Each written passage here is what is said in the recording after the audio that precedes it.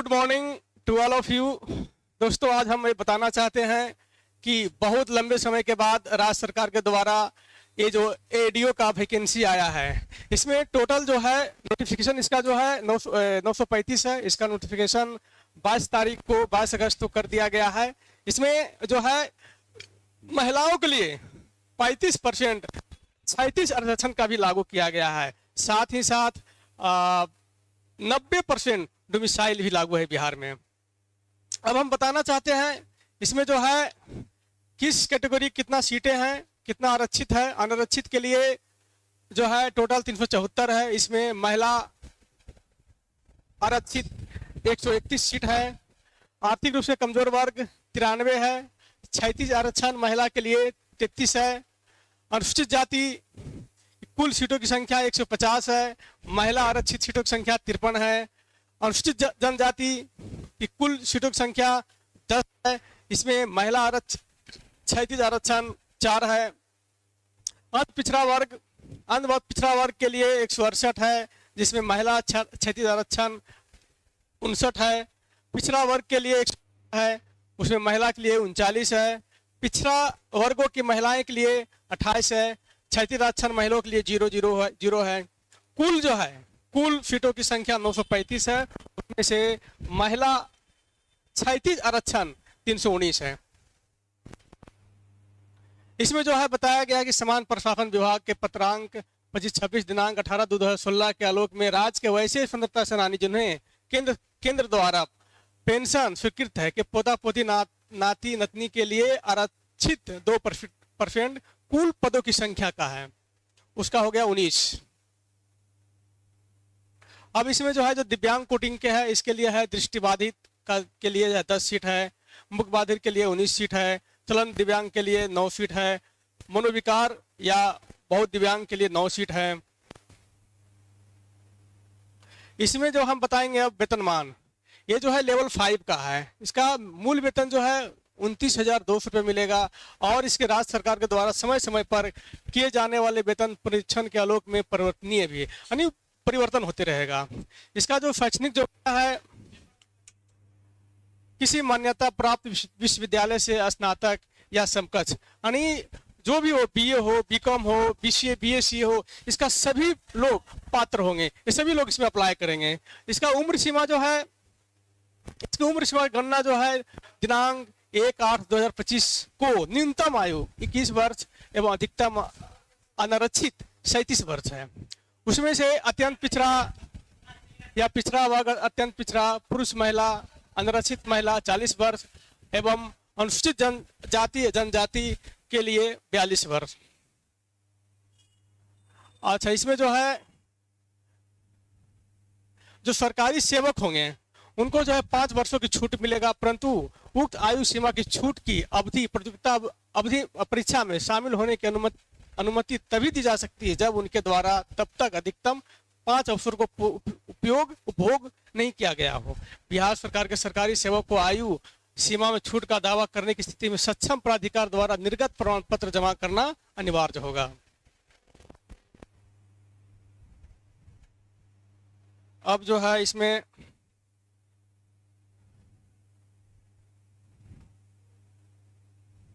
अब हम बताएंगे लिखित परीक्षा के बारे में।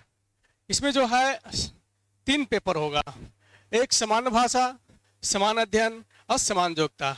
ये जो है समान भाषा जो हो गया, इसमें 2 भाषा रहेगा, एक अंग्रेजी और हिंदी। अंग्रेजी जो है इसमें 30 अंक का रहेगा। इसमें जो है 30% 30 अंक का 30% यानी 9 अंक इसमें लाना अनिवार्य है, तभी आप पास होंगे। एवं हिंदी भी 30% लाना पड़ेगा।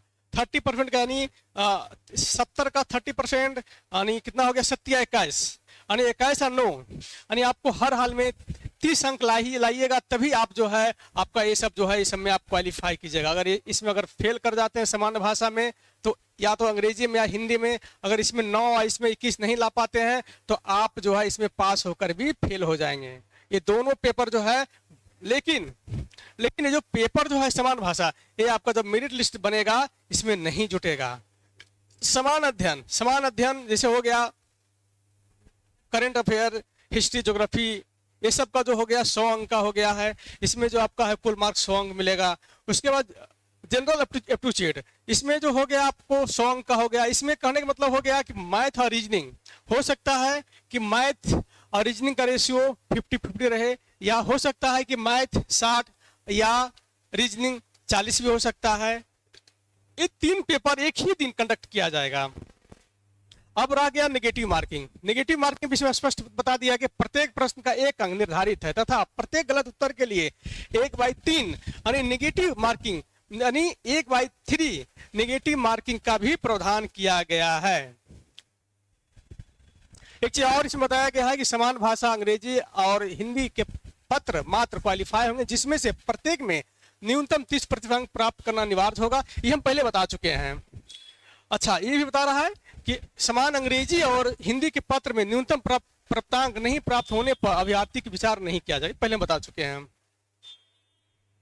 हाँ, अब देख लीजिए पाठ्यक्रम जो आपका पेपर 1 है, यानी पेपर जो है आपका समान अध्ययन है। समान अध्ययन में क्या क्या पूछा जाएगा? समान भाषा, ये कहाँ गया? समान विज्ञान, राष्ट्रीय अंतर्राष्ट्रीय महत्व, समसामयिक घटनाएं, भारत का इतिहास, बिहार का इतिहास, प्रमुख विशेषताएं, समान भूगोल विज्ञान, प्रमुख भौगोलिक प्रभाग तथा नदियां, भारत के राज्य व्यवस्था एवं आर्थिक व्यवस्था, आजादी के पश्चात बिहार की अर्थव्यवस्था के प्रमुख परिवर्तन, भारत का राष्ट्रीय आंदोलन तथा इसमें बिहार का योगदान को जांचने वाले प्रश्न होंगे। समान योग्यता में क्या क्या रहेगा वो हम बता देते हैं। इसमें जो है संबंधित प्रश्न, पूर्ण संख्याओं का अभिकलन, दशमलव, भिन्न संख्याओं के बीच परस्पर संबंध, मूलभूत अंक, गणितीय संख्याएं, प्रतिशत, अनुपात तथा समानुपात, औसत, ब्याज एवं लाभ हानि, सादृश्य, समानता एवं भिन्नता, स्थान कल्पना, स्थान अभिविन्यास, समस्या समाधान, विश्लेषण, दृश्य स्मृति, विभेद, अवलोकन, ये तमाम जो है ये सब आपका रीजनिंग मैथ मिलाकर होगा। कूट लेखन और कूट व्याख्या इसमें दिया गया है। लिखित परीक्षा के उपरांत दस्तावेज सत्यापन आयोजित की जाएगी, जिसमें अभ्यर्थी को अपने ऑनलाइन आवेदन में किए गए दावा के अनुसार सभी वांछित प्रमाण पत्रों को मूल प्रति के साथ उपस्थित अनिवार्य होगा, अन्यथा मेधा सूची में सम्मिलित नहीं किए जाएंगे। मेधा सूची जो है लिखित परीक्षा में प्राप्त अंकों के आधार पर आयोग अंतिम चयन हेतु मेधा सूची तैयार करेगा। लिखित परीक्षा में प्राप्त समान होने की स्थिति में समान अध्ययन विषय के प्राप्तांक के अनुसार मेधा क्रम निर्धारित होगा। लिखित परीक्षा समान अध्ययन विषय में भी प्राप्तांक समान होने की स्थिति में उम्र तथा उम्र के समानता होने पर देवनागरी लिपि में वर्णमाला के अनुसार नाम वाले उम्मीदवार को ही वरीयता दी जाएगी। कहने मतलब जो अल्फाबेटिकल जो पहले आएगा उसी को ही वरीयता दी जाएगी।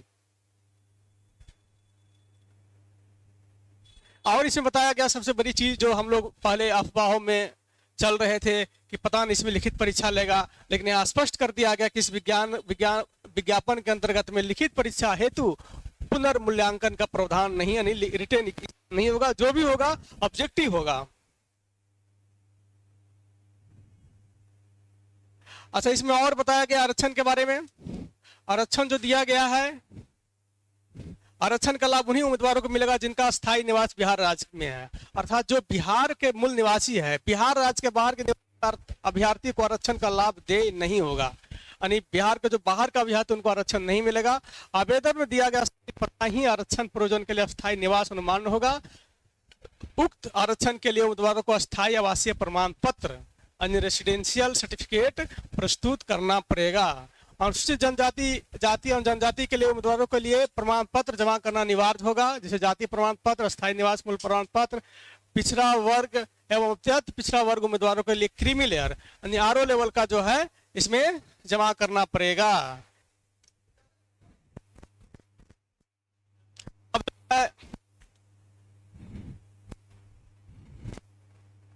अब जो हम बताना चाहते हैं इसमें और इम्पोर्टेंट क्या है,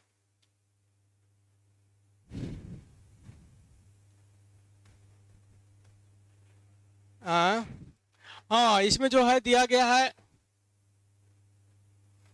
आयोग द्वारा दस्तावेज सत्यापन के समय मांगे जाने वाले पर अभ्यर्थियों को सक्षम प्राधिकार द्वारा निर्गत निम्नलिखित प्रमाण पत्रों की मूल प्रतियां सत्यापन हेतु प्रस्तुत करना अनिवार्य। इसमें है जो मैट्रिक प्रमाण पत्र, ये जो है जन्म तिथि के साक्ष्य के लिए उपयोग किया जाता है। स्नातक या समकक्ष का प्रमाण पत्र, स्नातक या समकक्ष का अंक पत्र, पिछड़ा वर्ग या अत्यंत पिछड़ा वर्ग के उम्मीदवारों के लिए क्रीमी लेयर एनसीएल रहित प्रमाण पत्र, महिला उम्मीदवारों के लिए पिता के नाम पत्ता से, ये जो है महिला के लिए जो एनसीएल जो निर्गत होगा, ये उसकी पिता का जहाँ के रहने वाले हैं वहां से यानी मायके से होगा। आर्थिक रूप से कमजोर वर्ग को दावा करने वाला आवेदक बिहार सरकार अधिसूचना संख्या 26/22 दिनांक 26/2/2019 के आलोक में जो है इसका, हाँ एक चीज और है, ऑनलाइन आवेदन जो है इसका जो है 27/8/2025 यानी 27/8/2025 से स्टार्ट होगा और इसका ऑनलाइन का अंतिम तिथि जो है 26/9/2025 को क्लोज हो जाएगा। और इसमें जो है विशेष इसको जानकारी प्राप्त करना है तो आप लोगों को जो वेबसाइट है bpsconline.bihar.gov.in पर आप जाकर भी इसको आप जो है पीडीएफ डाउनलोड कर सकते हैं।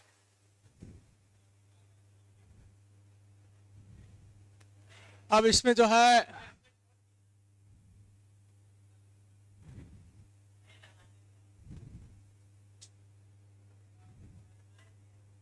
इसमें